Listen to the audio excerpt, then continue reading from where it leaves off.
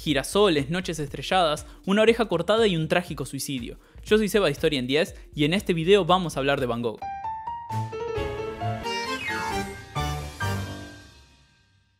Vincent Van Gogh es sin lugar a dudas uno de los pintores más famosos de toda la historia del arte. Todo el mundo conoce su nombre. Y eso que curiosamente empezó a pintar tarde, recién en la última década de su vida. Eso igual no le impidió ser muy prolífico, completando cientos de cuadros. Seguro reconocen alguno de los que están viendo en pantalla ahora. El único que quizás le compite en popularidad es Leonardo da Vinci. Ahora, en su época, vendió muy pocas obras, nadie sabe exactamente cuántas. Si bien tuvo el reconocimiento de sus colegas, estuvo muy lejos de la fama que tiene hoy en día. Esto trae una gran discusión acerca de por qué es tan reconocido. Muchos adoran sus cuadros, pero otros dicen que no era tan buen pintor o que solo es famoso por lo interesante que fue su vida. En este video vamos a ver quién fue y cuáles fueron sus obras más importantes, para que cada uno pueda decidir. Lo primero que tenemos que hacer para entender esa discusión es ver qué estaba pasando en el arte en ese momento. Antes de que Van Gogh empezara a pintar, se estaba desarrollando el impresionismo, pero contrario a lo que a veces se cree, él no representa ese estilo. Los impresionistas crearon una revolución porque decidieron pasar el dibujo y las formas a segundo plano, para concentrarse en el color y la luz, buscando la impresión que les dejaba lo que veían y no solo los objetos en sí mismos. Para eso, Monet, Manet, Degas y Renoir, entre otros, llevaron sus lienzos afuera y los llenaron de pinceladas de colores que transmitían la sensación de estar ahí. La siguiente generación de pintores, los post-impresionistas como Van Gogh, fueron un paso más allá. No pintaban solo la impresión que les dejaba lo que veían, sino que la manipulaban de forma más subjetiva. Dependiendo de lo que querían transmitir, agregaban contornos que no existían, pintaban todo el cuadro usando solo puntos o cambiaban completamente las proporciones y colores reales. Cézanne, Gauguin, Seurat también entran en este grupo, entre la última década del siglo XIX y la primera del XX. Los postimpresionistas profundizaron la idea impresionista de que el arte no necesitaba copiar la realidad como si fuera una foto. Por eso, no podemos juzgar a Van Gogh y a los que lo siguieron solo con esos estándares. Ahora sí, ¿quién fue Van Gogh? Vincent Van Gogh nació en 1853 en un pueblo llamado Zundert, en los Países Bajos. Su padre fue un ministro protestante.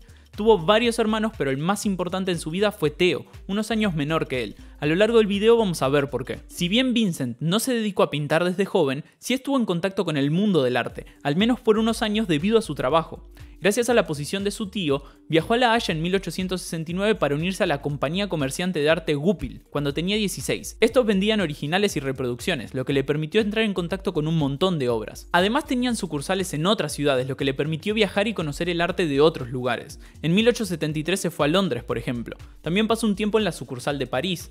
Vincent Van Gogh era un hombre culto, políglota y además un gran lector. Sin embargo, no estaba muy contento con el trabajo y terminó siendo despedido en 1876 por problemas con la empresa y con los clientes. En la siguiente etapa de su vida quiso meterse en la religión, al igual que su padre.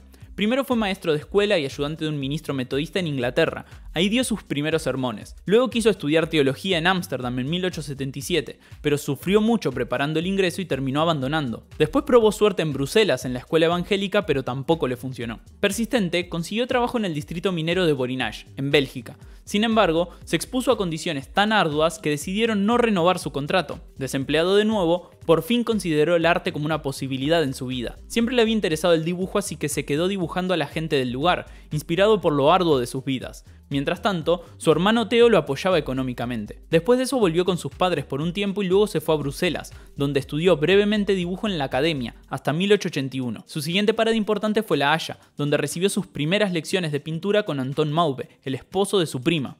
Ahí pintó sus primeros lienzos. Con 28 años comenzaba su carrera. Lo que sigue son varios años de experimentación y aprendizaje. Curiosamente, sus primeras obras están muy lejos de la paleta a la que estamos acostumbrados al pensar en él. Son mucho más oscuras. La calavera con cigarrillos siempre llama la atención, pero su primer cuadro verdaderamente importante es el de los comedores de papas, de 1885. En una carta nos cuenta su intención, mostrar las duras condiciones de los campesinos y cómo comían con las mismas manos con las que trabajaban todos los días. El dibujo está lejos de ser perfecto, pero la emoción está presente. En estos años intentó 2 relaciones amorosas fallidas, con su prima Kibos y con la prostituta Cien.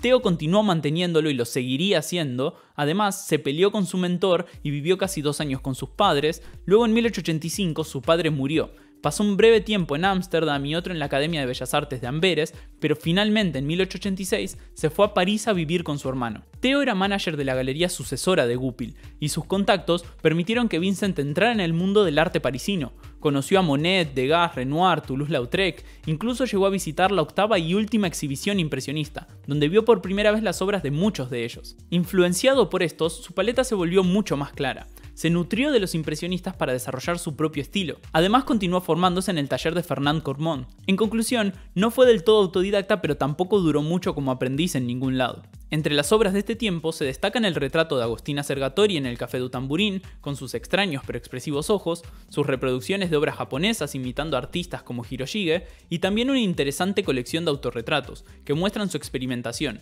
algo que continuaría luego llegando a pintar decenas. Si bien fue un periodo importante en su desarrollo, sus obras más icónicas vendrían después. Al principio, tanto el humor como la salud de Van Gogh mejoraron respecto a años anteriores, pero la vida en la ciudad lo afectó, y a los 2 años decidió abandonar París y mudarse a Arles, al sur de Francia, en febrero de 1888. De nuevo en la naturaleza, pintó decenas de cuadros sobre el campo, los campesinos trabajando y los retratos de varios lugareños de los que se hizo amigo. Los de la familia del cartero Roulin son los más famosos.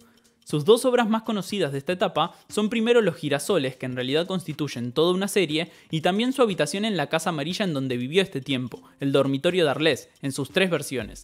La perspectiva es irreal, los objetos tienen contorno y el foco está puesto en el color. Como Vincent siempre había soñado con formar una colonia de artistas en el campo, Theo convenció y patrocinó a Paul Gauguin para que se mudara a Arles. Ambos se respetaban como artistas y compartieron la casa por varias semanas, pintando y discutiendo sobre arte, pero pronto las diferencias entre ellos generaron conflictos. En ese contexto llegamos al momento más famoso de la vida de Van Gogh.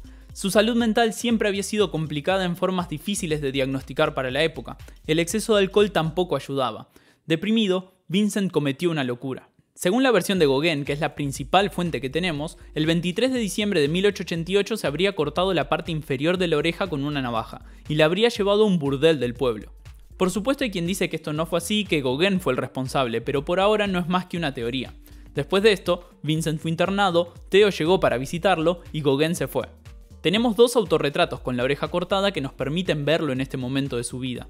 Le dieron el alta en enero de 1889, pero claramente no estaba bien. La gente de Arles pedía que lo volvieran a internar.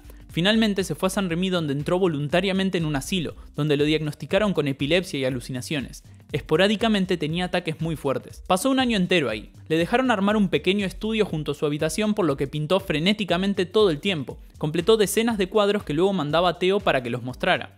Solo le sacaban las pinturas cuando tenía sus ataques. Así fue como pintó La noche estrellada, su obra más aclamada. Rechaza casi completamente representar la realidad. Enormes espirales se enroscan como olas sobre el cielo del pueblo donde destaca la iglesia. Hay una luna estilizada y 11 estrellas brillando intensamente. Eso negro que crece a un lado se parece mucho a los cipreses que pinta en otros de sus cuadros, y las estrellas a su anterior Noche estrellada. En 1890 intentó reincorporarse a la vida normal. Pasó unos días en París con Theo y su nueva esposa e hijo, pero quedó exhausto y se fue a Auvers-sur-Oise, en las afueras de la ciudad, donde Theo lo contactó con un médico homeópata llamado Gachet, que había ayudado a otros pintores. El retrato que pintó de él es uno de los más famosos de su carrera. Continuó pintando e intentando lidiar con su salud mental, hasta que el 27 de julio fue a los campos como hacía regularmente, pero esta vez llevó un arma y se disparó en el pecho. La herida no lo mató inmediatamente, pero terminó muriendo el 29 de julio a la madrugada, acompañado por Theo. Por supuesto, esta versión también ha sido cuestionada. Hay quien dice que le dispararon por accidente y él se hizo cargo, pero de nuevo, el consenso se mantiene en la versión del intento de suicidio. Tras su muerte, sus obras ganaron popularidad. Primero Theo, que murió unos meses después que él, y luego la viuda de este se encargaron de difundirlas. Ella vendió decenas de sus cuadros y también publicó sus cartas. A lo largo del siglo XX tuvo varios picos de popularidad y en 1990 uno de sus cuadros se vendió como uno de los más caros de la historia hasta el momento. ¿Es famoso hoy en día solo por su tormentosa vida? ¿Por lo simples que parecen sus obras? ¿Por la emoción que transmite? Los leemos en los comentarios, ya que seguro cada uno tiene su propia opinión. Muchas gracias por haber visto este video. Recuerden que pueden suscribirse para enterarse cuando subimos uno nuevo y que tenemos habilitadas las membresías y los supergracias en caso de que quieran darnos un apoyo extra. Suerte y hasta la próxima.